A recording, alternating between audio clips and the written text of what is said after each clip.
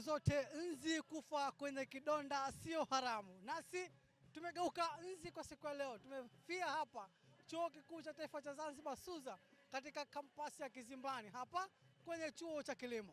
Mengi kumekuja kuyafahamu na leo ni zoezi zima la upandaji miti na mgeni rasmi ni kaimu makamu mkuu wa Chuo Kikuu cha Taifa cha Zanzibar SUZA. Kuna yapi ambayo yameandaliwa kwa siku ya leo? Tuwe pamoja hadi tamati ya zoezi hili. Mimi ni Seif bin Baruku na hii ni Tujengane Plus. Nyonya hadi kilo 22 za carbon dioxide kwa mwaka. Kwa hiyo naweza kuona shughuli ya upandaji miti ina umuhimu kiasi gani katika maisha yetu. Tumeyasikia sasa kutoka kwa mheshimiwa mgeni rasmi ambaye kaweza kuyazungumza kwa upande wake. Waswahili wanasema kwamba siku zote ng'ombe haelemewi na nundu lake. Je, wanafunzi na wao wana yepi kuzungumza kwa upande wao? Mwenyekiti mkuu ni katibu mkuu wa sekta taifa katika klabu ya mazingira ya SUZA.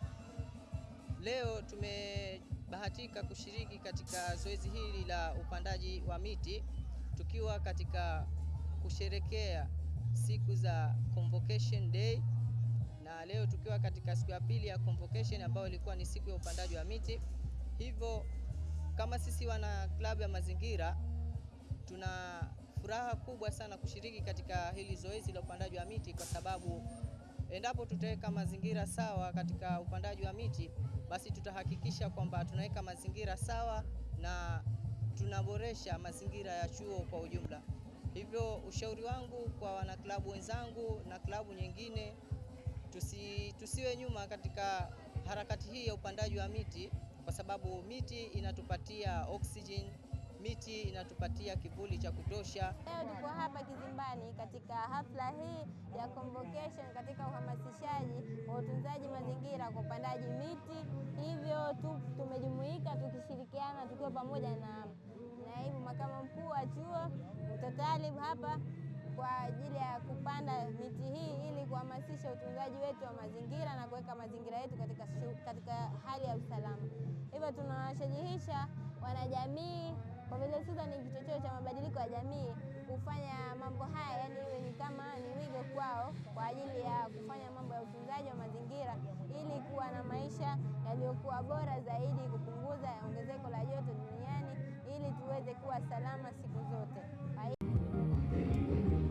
Nimefurahi sana kushiriki katika jambo letu la upandaji miti, kwa sababu wanasema miti ni source of oxygen. Kuwepo na miti kutakuwepo na uwepo wa oxygen pamoja na utokomezaji wa carbon dioxide. Kwa mimi binafsi nafurahia kusoma kilimo, kwa sababu kilimo ni ajira na kilimo ni tija katika jamii. Kilimo kinatufanya tuweze kujifunza mambo mbalimbali.